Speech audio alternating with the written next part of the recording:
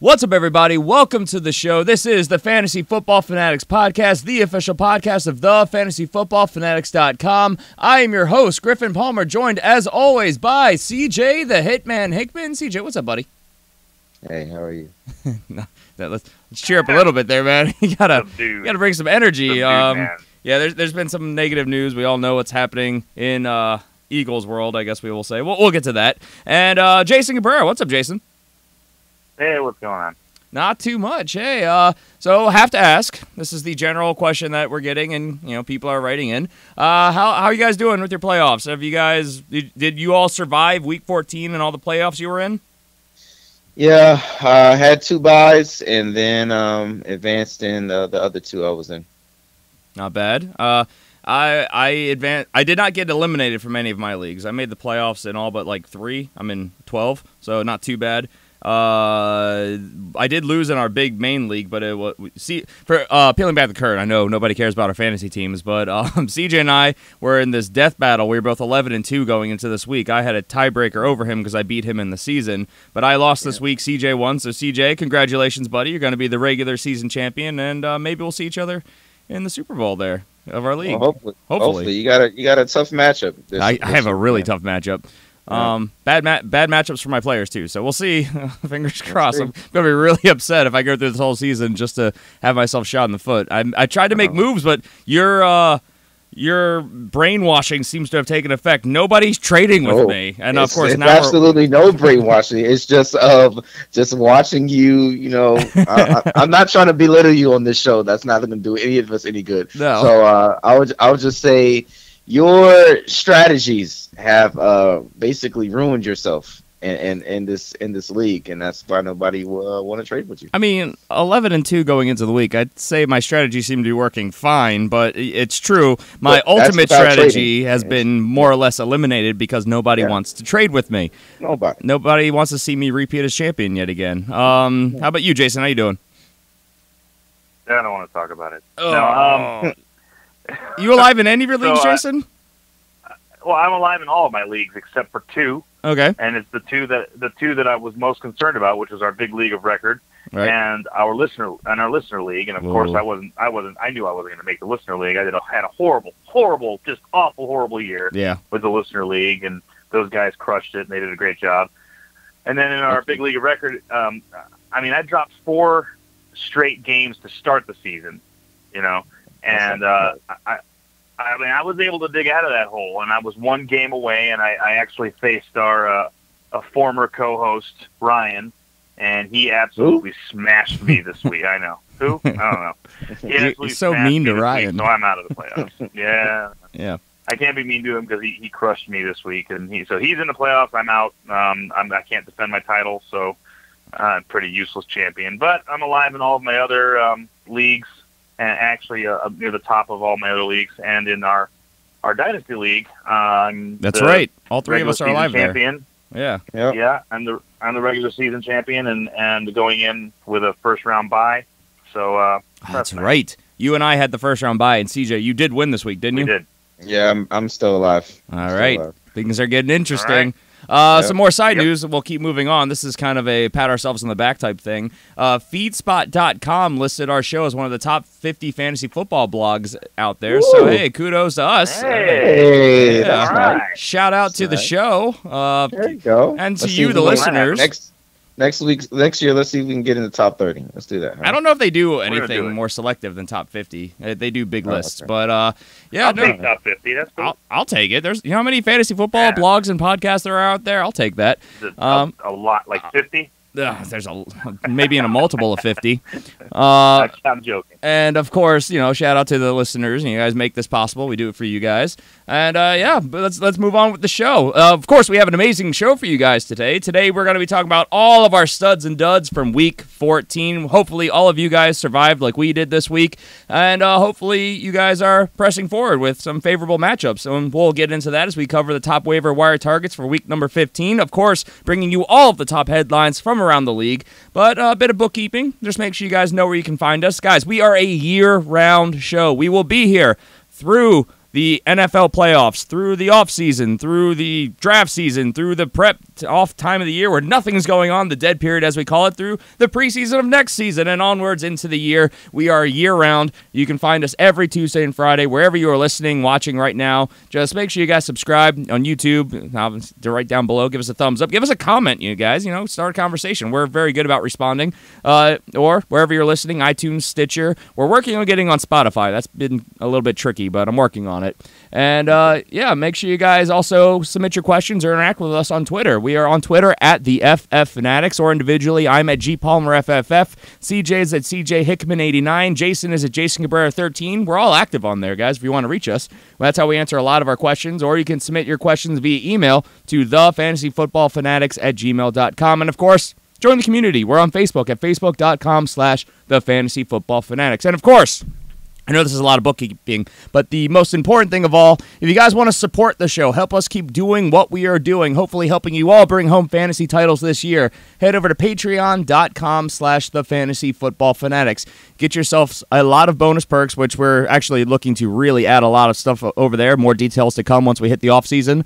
But just go search for The Fantasy Football Fanatics or go to patreon.com/thefantasyfootballfanatics. You'll find the show. And at the very least, you get yourself a bonus episode every single week. So with that, let's move on to why you're all here. Let's move on to the show. And we'll start, as we always do, with our studs and duds from Week 14. And we start, as always, with our studs, and there are quite a few of them, and we have to start with the guy that has CJ moping a little bit. He had such a great week in 3 quarters. The number 1 quarterback in fantasy football for Week 14, Carson Wentz, 35.25 fantasy points, 291 yards, 4 touchdowns, and unfortunately, that will be the end of his season, and we will get to that as we get into the news. Got knocked out of the game, will not return. Ben Roethlisberger. All right, number 2 quarterback on the week. Ben Roethlisberger, good for 32.75 fantasy points, good for 506 yards and 2 touchdowns on 66 pass attempts against my Baltimore Ravens. There was very little defense in that game. What did you guys think of that game from the outside looking in? We haven't really talked about this yet. This is, of course, my Ravens, so I'm a little bit close to this. Well, me, I've given you a lot of slack these last couple of years about this so-called rivalry between you guys, but this was actually a very entertaining game. So-called rivalry. Wow. Yeah, well, it is. I mean, it's gone from the very good defensive battles to, surprisingly, from the Ravens side, offense that was keeping up with the Steelers, and that's something that really shocked me, surprised me. So this was an entertaining game, and I think it's. I still not believing so much in the rivalry thing. I think that's kind of dead and gone, but it was still just like to stir the pot. This game came down to 1 point. Okay, less pessimistic view. Jason, what about you? What about that? I mean, this is a really tough division to play in. I mean, we've seen it week in and week out. We've seen the tough, hard-nosed way these guys play, and both of these teams have actually played pretty well this year, especially the Steelers. So I get it. I kind of agree with you watching this game that this is definitely a rivalry for the ages between these two teams. Yeah. Well, there was no defense in this game. 2 top defenses in the league couldn't stop each other, and Ben Roethlisberger went off for his 3rd 500-yard passing game. I talked about this on the show. The loss of Jimmy Smith, I think, was being described in most media sources. I was calling that was going to be a huge loss, and here we go. 500 passing yards. Antonio Brown went off for over 200, so couldn't stop the passing game. You lose your top corner and going against one of the best wide receivers in the game. These things do happen. Dak Prescott had a good week as well. Your number 3 quarterback, 32.58 fantasy points, good for 332 yards and 3 passing touchdowns. Guys, is Dak back? I think he's had a couple good matchups. He's shown himself last week, and I think this was a good week. That was, that helped him out.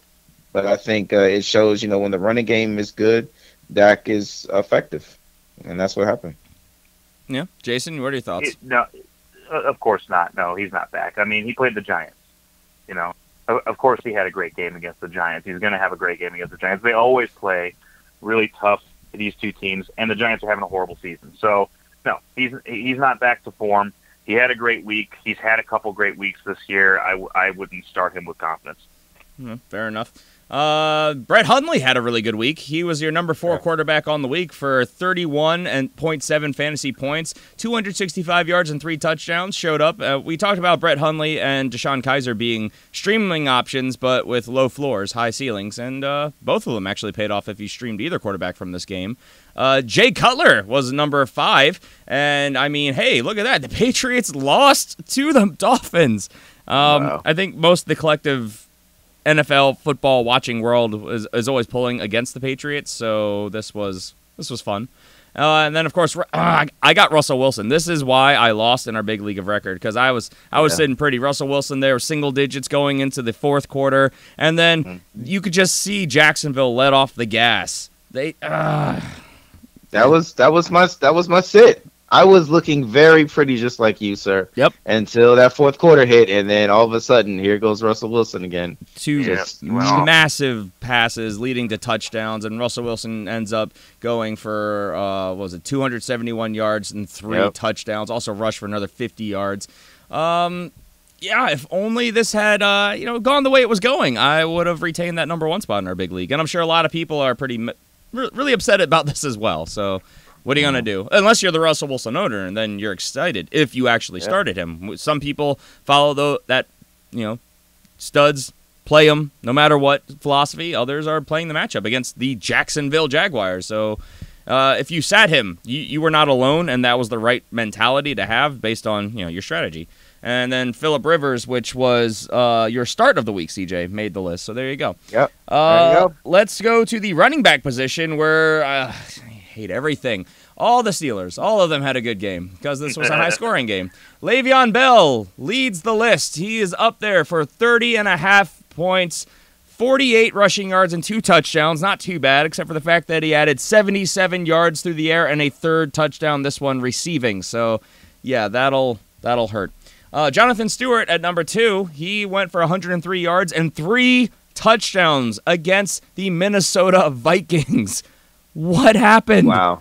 I've rewatched this game, and I'm still not entirely sure what happened. So, I mean, I guess they forgot about him. They schemed so much against Christian McCaffrey that they forgot that Jonathan Stewart was and is a thing. Rod Smith at number 3, who helps absolutely nobody. I don't think anyone started Rod Smith. Everyone's starting Alfred Morris here. 47 yards and a touchdown on the ground. Another 113 yards and a touchdown through the air. Good for 28 fantasy points. Infuriating if you are a Alfred Morris owner, because I don't think that anyone was starting Rod Smith. Only person who was starting Rod Smith is Biff from Fast and the Furious, because he had that what was that gambling book? Oh yeah, he's the only one that started him. Well, him and Rod Smith's mom. Considering Rod Smith is not even played, but he was only owned in 1.5% of leagues, this truly helps no one. Jordan Howard finally got going against, again, a tough matchup. 147 yards on the ground, 2 rushing touchdowns as well. Todd Gurley proving that matchups don't matter, which is what I've been saying all season long, and he's proving it still. Against the Eagles, 96 yards on the ground and 2 touchdowns, another 39 yards through the air. And then Jamal Williams continuing to be awesome. 49 yards on the ground, a touchdown, and then another 69 yards receiving and a receiving touchdown, good for 23.8 points. And then one honorable mention, I have to say, Alex Collins, Baltimore Ravens. Baltimore, there you go. 120 yards on the ground, 1 touchdown, and then also had 46 yards receiving. And he could have so easily been the number 1 running back on the week, except for stupid Javorius Buck Allen comes in and vultures 2 rushing touchdowns. So, I mean, you can't be mad because Alex Collins finished as your number 7 running back on the week, but it could have been number 1. Could have been a big difference for all you guys out there that have him. So, yeah, what are you going to do? At the wide receiver position, let's keep on moving.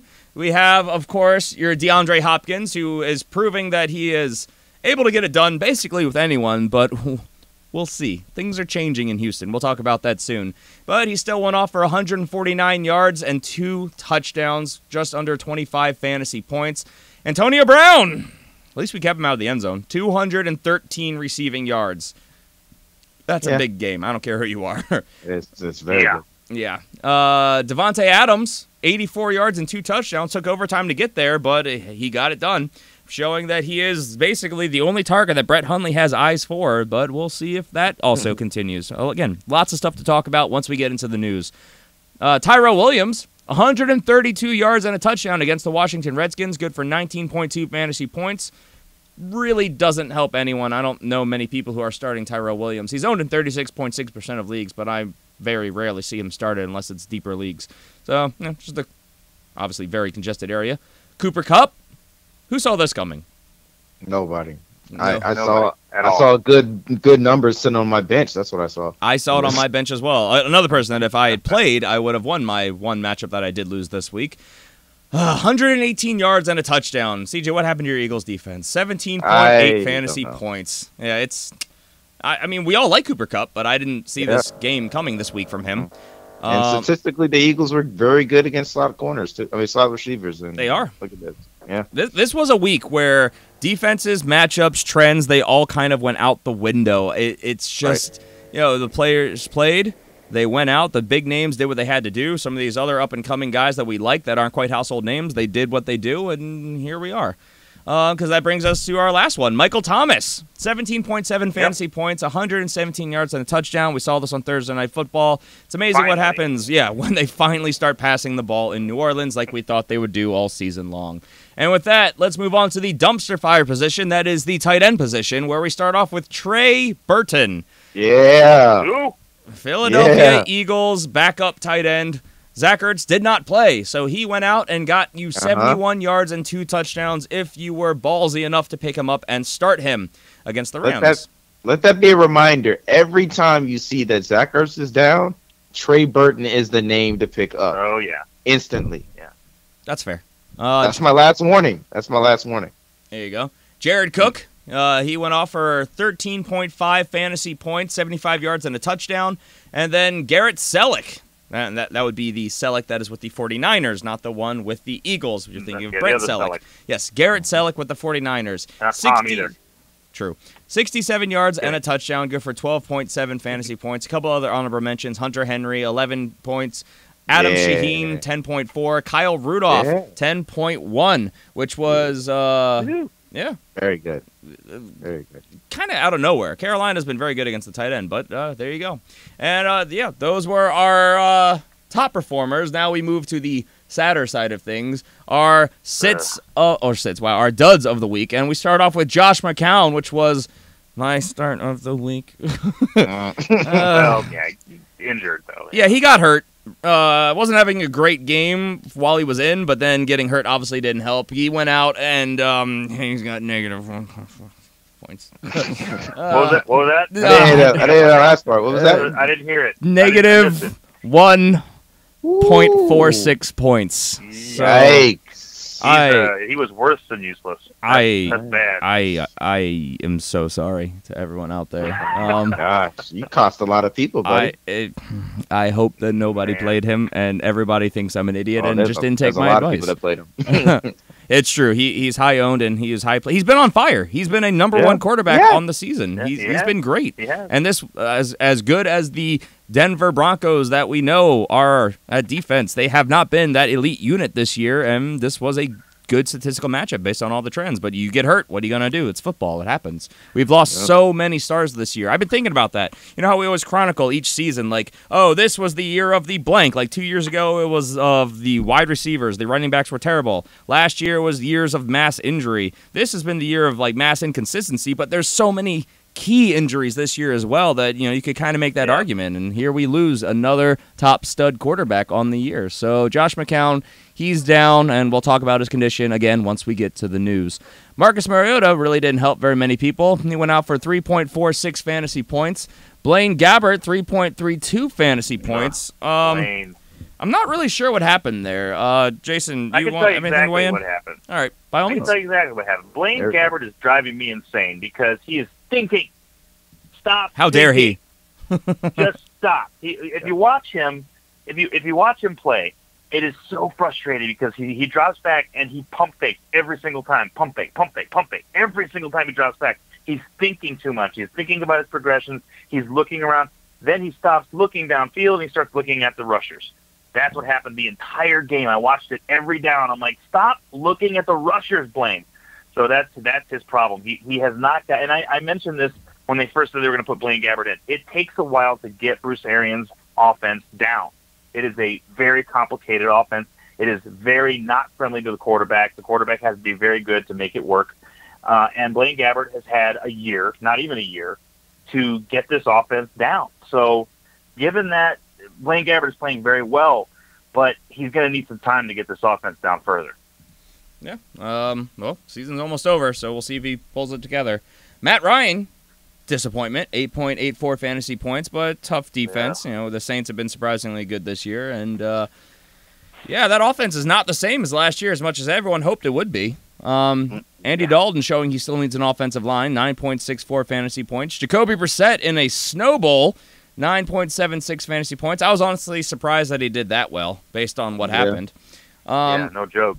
Yeah, Kirk Cousins, my sit of the week, 10.84 fantasy points. Alex Smith, which was Jason's start of the week. Ooh, that didn't work out. At all. It's like they fell back into old trends. And this time, though, on the excitement of fantasy players around the world, though it probably didn't help many people because at this point, a lot of people who are paying attention were sitting him.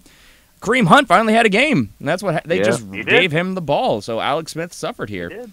And then Eli Manning went out and did not have a great game. 11.12 fantasy points as well. So, I mean, it is what it is. And that game was not all on the offensive line. We've been talking all year about how the offensive line is letting Eli down and all this stuff. He did not have a great game because he didn't make a lot of passes. There was a lot of really bad-looking passes that he threw in that game. So he's got to play better. Yeah, a lot of drop balls by the receivers as well. That doesn't help a quarterback's fantasy points. No, not even a little bit. No, it does not. Let's fire through the running backs because there's quite a few. Actually, there's a lot just in general left. LeGarrette Blount, 2.3 fantasy points. Jay Ajayi went off in this game, so LeGarrette Blount did not. So hopefully you were not starting LeGarrette Blount. Alvin Kamara, 2.7. We know what happened there. Obviously knocked out on Thursday Night Football with a concussion, so it is what it is. Tevin Coleman, 3.2 fantasy points. Matt Forte, 3.4. Danny Woodhead, 3.6. Danny Woodhead officially is not a thing. Alex Collins has a firm grasp on that offense as the starting runner. He's used for catching the ball. Danny Woodhead changes. He's a good change of pace. He's an option. He's a check down, but I don't think he's going to get the volume that we need. We haven't seen it yet this year. He started off looking good for the first quarter that he was in Cincinnati in week 1, but in reality, if you look at it, he hasn't done it yet, so we have to stop believing that he will. It sucks, but it's true. So I know a lot of people have been rostering him and hoping for him, and if there are injuries ahead of him, I think he can be, but I don't think he's going to be the guy as long as Alex Collins is in Baltimore this year. Orleans Darkwa, 4.4, letting a lot of people down. DeMarco Murray, 4.7. This was your sit of the week, CJ. Yeah, and, suck it, DeMarco. Sitting. Ouch. My guy. Dang it. Yeah. Christian McCaffrey, 5.3. He was my set of the week. Jerick McKinnon, 5.5. And Lamar Miller, 6 points. These guys definitely were studs that were started and definitely let you down. Wide receivers, Amari Cooper. He re-aggravated his ankle and left the game early. He went for 0 points. So, man, so much for that magical third year with Amari Cooper. He has not at all been what anyone hoped he would be. Nope. Sterling Shepard, 0.7. Again, if the quarterback has a bad week, your wide receivers probably will too. Ted Ginn, 0.7. Emmanuel Sanders, 1.6. Rashard Matthews, 1.9. This was your sit of the week, Jason, so good call there. Yep. T.Y. Hilton, 2 points, which, again, the fact that he even caught any balls in that snowball was, hey, it is what it is. Hopefully you guys check. This is what we were talking about on the Patreon show. You guys have to check the weather.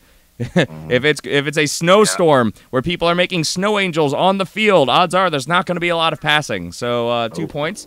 Mike Evans, 2.5. Jeremy Maclin, 2.7. I'm so done with Jeremy Maclin. He cost the Ravens a timeout and a lot of time off the clock. And he just looked like he was giving up on plays. Like I officially believe the Chiefs knew something when they let him go because he has not been at all the player we thought he was from a couple years ago. Robbie Anderson, 2.7. He got banged up in this game, and, of course, losing his quarterback did not help. Jordy Nelson, 3.3, but hopefully he will be of value soon. Martavis Bryant, 3.3, another person who seemed like he was giving up in this game. That's unfortunate. Did you guys see where Antonio Brown was, like, screaming at him on the sideline for giving up on his routes and not throwing blocks and stuff? Yeah. It was bad, yeah. Wow. Brian, you're hurting your contract chances here because this is a contract year for him. A little bit. Yeah. A little bit, yeah. Jamison Crowder and Josh Doxson somehow both got 3.4 points, so that's something. Washington receivers. A.J. Green, 4.4. He didn't do much, but neither did Andy Dalton. Larry Fitzgerald, 4.4. This was your sit of the week, Jason, wasn't it? Oh, no, this was your start of the week. Start of the week, Ooh, yeah. That's not ideal. Well, I mean, when you don't have anyone scoring touchdowns and you have a quarterback that is afraid because he's been sacked 7 times, that's going to happen. Yes, it is. Marvin Jones, 6.4. Stephon Diggs, 6.4. And Nelson Aguilar, 6.4. All these guys definitely let you down. What are you going to do? And then, yeah, it sucks. Tight ends, David Njoku, 0.3. Gerald Everett, 0.6. Austin freaking Safarian Jenkins, 0.7. He was my start of the week. And, yeah, I'm officially done with him. Done. Yeah, you should be. Well, you should be done with losing his quarterback, and he has been on the downtrend as Robbie Anderson has been on the upswing. There's just not enough targets or quality quarterback play in New York, and it can't sustain more than one person, it seems. So as good as he was when he first came off his suspension, I think that we have seen the best of him this year. Charles Clay, CJ Sit of the Week, 1.1. Cameron Brate, 1.1. Ricky Seals-Jones, 2. Austin Hooper, 2.3. Delaney Walker, 4.2. And Evan Ingram, 5.4. These were some of the more notable names that let you down this week. Sorry, but it happened. And with that, let's move on to the top headlines from around the league. We'll start at the quarterback position in Philadelphia. Yeah, I know, CJ. Where starting quarterback Carson Wentz did officially have a partial tear in his ACL. He will be getting surgery soon, and he is expected to be sidelined between 9 to 12 months. So this not just derails the ceiling of players in Philly for fantasy, but obviously that entire team going into the playoffs this year, and obviously his availability for next year. So Nick Foles, what are our thoughts here? I guess, is it too close to home to throw it to you first, CJ? Well, I mean, Nick Foles, I just got to go off of, what you've seen from this guy with this team, and you got to go back to 2013. He had a magical season, kind of like what Carson Wentz was doing this year. And, he's a gamer. I mean, I told you guys at the beginning of the show, I said I just don't know how to feel right now. If I'm getting 2013 Nick Foles, then I should be okay. And I think everybody else connected to your fantasy team that's via through the Eagles, I think you'd be fine as well. But if you're getting, Nick Foles that played with the Rams, or Nick Foles that played a little bit for the Chiefs, I think you have every right to be concerned, like I am. But I still think the tight ends, so Zach Ertz or Trey Burton, they get involved. I think those guys are still golden for you going forward. And of course the running game. I mean, this team's got to adjust. They can't go in the same mindset they've been doing with Carson Wentz. You got to be able to adjust and protect this asset now with your quarterback. So that's that. But this is a tough pill to swallow for Philly fans right now. Jason, what are your thoughts? Well, Nick Foles has proved that he can be a very good quarterback, especially in his years with Philly. Obviously, it's a different situation now in Philadelphia, a different kind of an offense. He could be good. He could be a game manager, or he could be very bad. The spectrum is so wide with him, you just don't know what to get. So as far as fantasy, would I start him? No. But as far as for the Eagles, I think there's a reason to have a little bit of hope. I mean, I wouldn't even go as far as to say would I not stream him. I mean, he's got rapport with some of these weapons. And, I mean, obviously you play the matchups, but you don't think that he's going to be at all streamable if you okay, I'll put it to you this way. You're in your playoffs. Possibly. You just lost Carson Wentz. Where are you turning right now based on the depth in your league? I mean, he's at least an option that's out there that is going to be getting the starts. Hopefully you had a benched quarterback that you were ready to use on a moment's notice, just in case that kind of thing happens. So hopefully you thought ahead. But if you are absolutely desperate and you don't see any other options out there, yeah, I mean he's going to be the starting quarterback. So you put him in. He has shown the ability to have very big numbers, gaudy numbers in the past. So yeah, I mean he's got upside. But just like anything else, would I start him this week? No. I need to see what he can do first in this offense. Well, I agree with everything you've just said, but I will also point out, again, if you're in the playoffs, you got to do what you got to do. You got to take a shot somewhere, and he does have a good matchup against the Giants, so it's not outside the realm of possibility that you could start him and get a good week from him. And the championship he's got the Raiders, so that's I mean that could be a winning week right there. That might get you the trophy. That's he doesn't have the worst schedule out there. Both of those are top 12 matchups in a good way. So we'll see. Let's move on to New York with the Jets, where, as we kind of mentioned, quarterback Josh McCown, he is done. He reportedly got confirmation that he will need surgery on his broken left hand. This is his non-throwing hand, but regardless, it will officially end his 2017 magical season, honestly, for him and his career. So when this happened, I didn't get excited, but I was thinking, what are you going to do? And the thought was that Bryce Petty was going to probably come in and be the starter there. And if you remember last year where Bryce Petty was the starter, he had only eyes for one man on that field, and that was Robbie Anderson. So I had faith that Robbie would continue to be a viable fantasy option, but we're getting word that it's most likely going to be Christian Hackenberg out there getting the starts, which adds a whole new wrinkle of what is going to happen in New York. So this plummets to me right now, having not crunched a lot of the numbers and gone back and watched any of Christian Hackenberg's tape and tendencies. This lowers the ceiling on everybody on an offense that there's only one or two people that had a high ceiling anyway. So are you guys completely hands off here? I don't think Christian Hackenberg is a streaming option based on what we're just talking about with Nick Foles. Yeah, hands off. I wouldn't touch this. Yeah, I wasn't really feeling good about him, Robbie Anderson, this week anyway, but especially with that late report about the hamstring. So, and then now hearing about this quarterback switch, yeah, I'm not feeling it. Yeah, it's less than ideal. There's no other way to put it.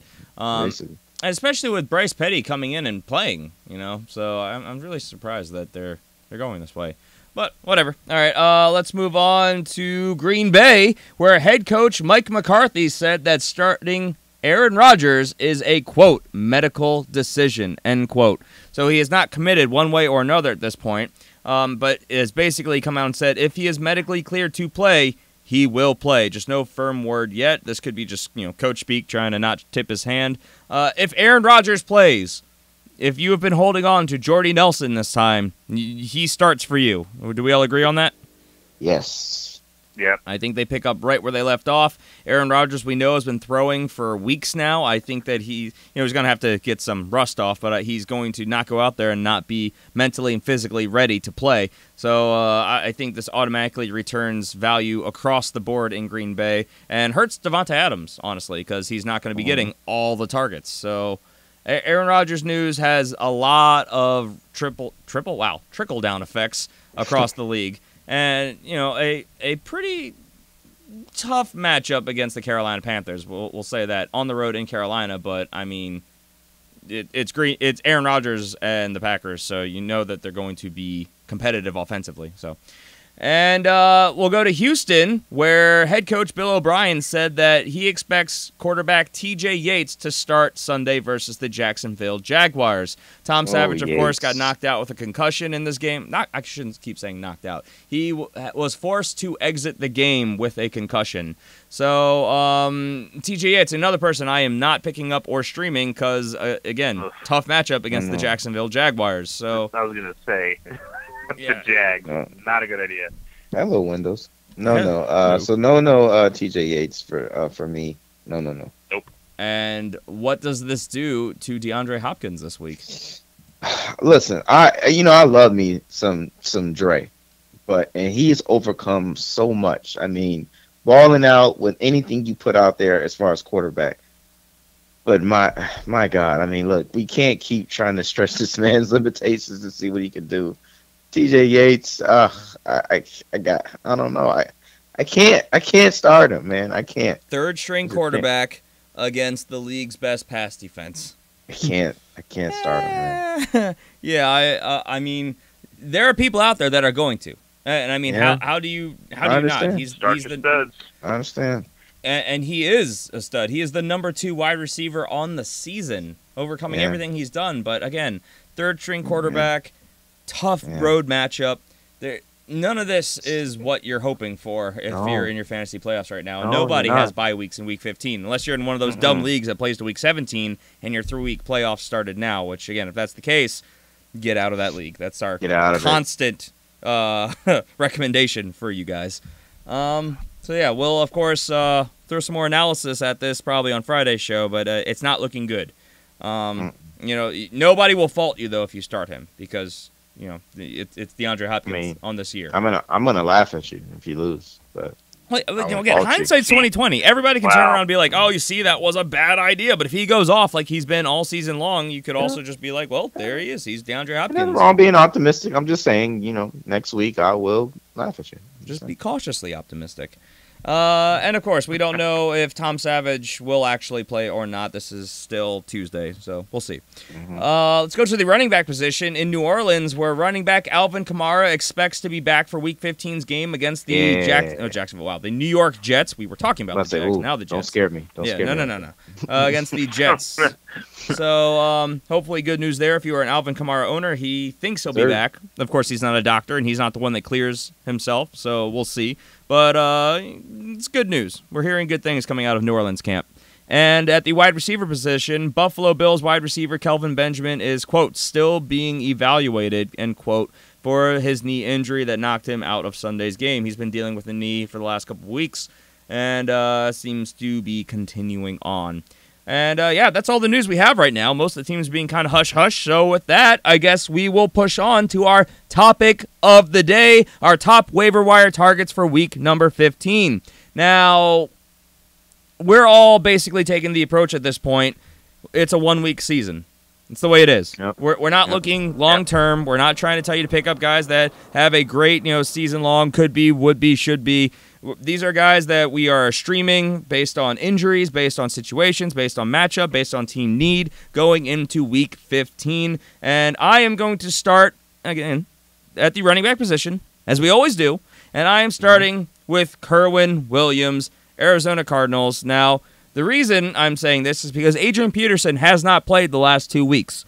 And therefore, this is a guy who, if you need a floor play, I'm not expecting the world from him. I'm not even expecting to have a mind-blowing week. But I am expecting him to go out there and be competitive and get you at least a floor as your running back 2 flex option. He's got the Washington Redskins, which is a serviceable run defense to be playing against. They are not world beaters by any stretch of the imagination.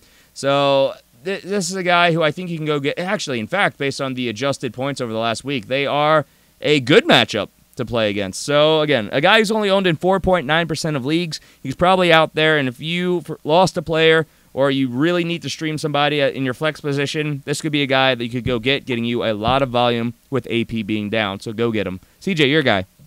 My guy is Rex Burkhead, man. Look, I know the Patriots had a tough game last night going against Miami, but guess what? Rex Burkhead still got yards and still got into the end zone and got a touchdown. That is good work for a running back. And this is a multi-purpose back.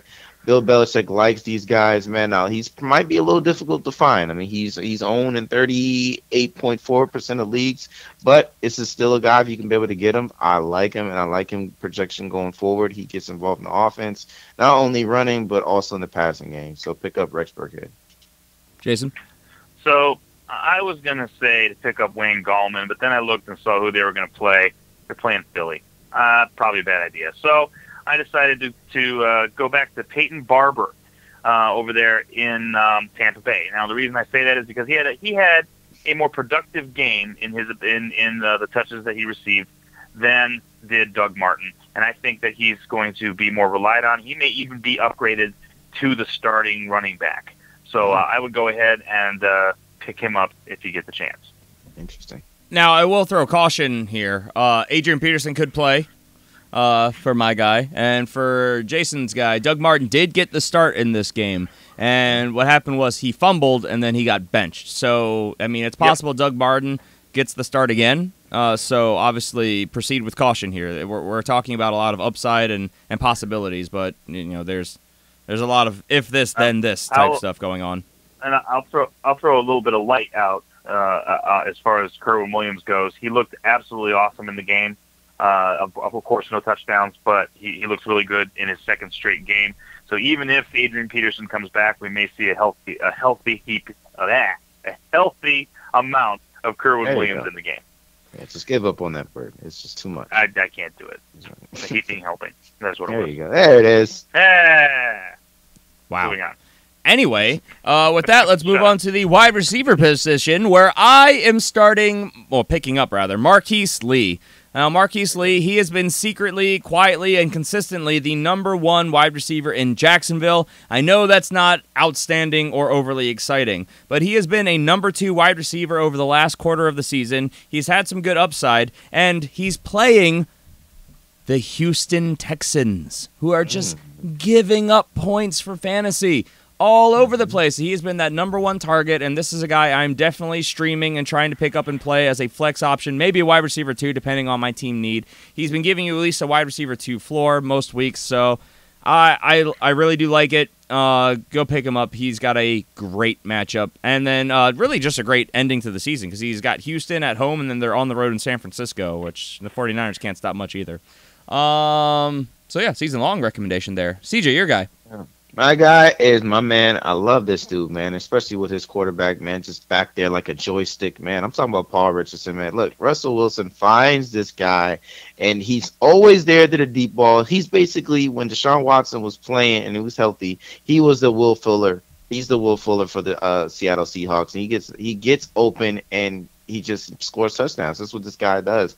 And he's got a great matchup this week going against the Dallas Cowboys, who are very vulnerable in the secondary. So if you need a start, if you need that flex player, man, hey, I think you should go pick up Paul Richardson.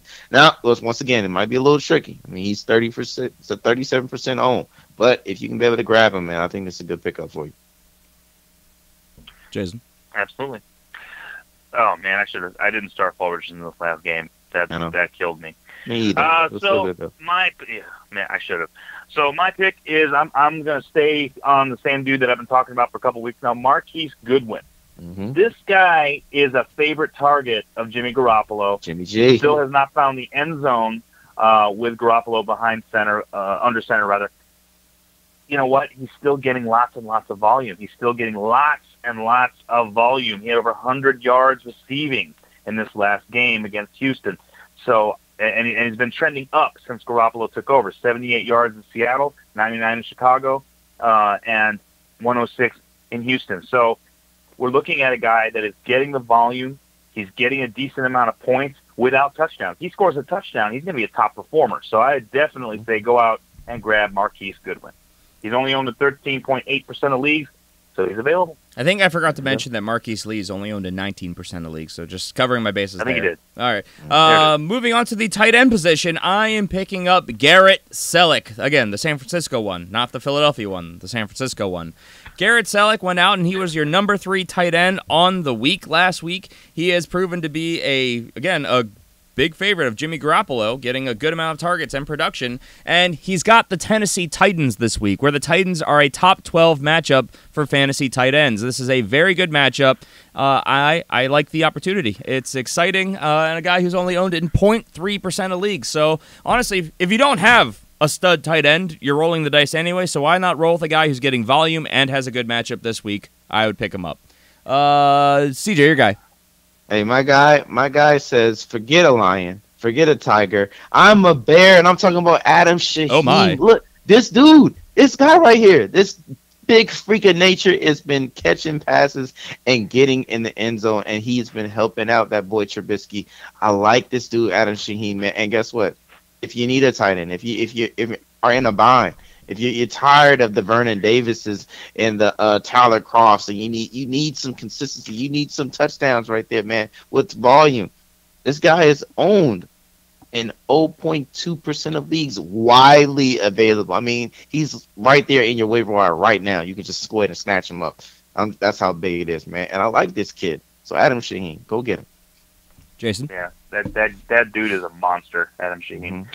All right, so I'm putting 2 on here. I'm doubling down, and I'm going to start by saying, you allowed to do that? If you need, you did it last week, so seems like cheating. You did.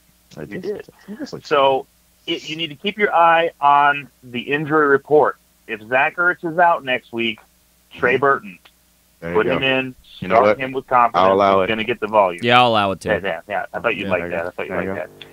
The other guy I want to talk about is a guy that I already hear Griffin groaning, but it's O.J. Howard, owned in 9.5% of leagues. He is a guy that is getting more and more volume every week. Yes, he's a little bit inconsistent, but you know what? The entire tight end position is inconsistent, as we've already mentioned on many, many occasions. So O.J. Howard is a beast.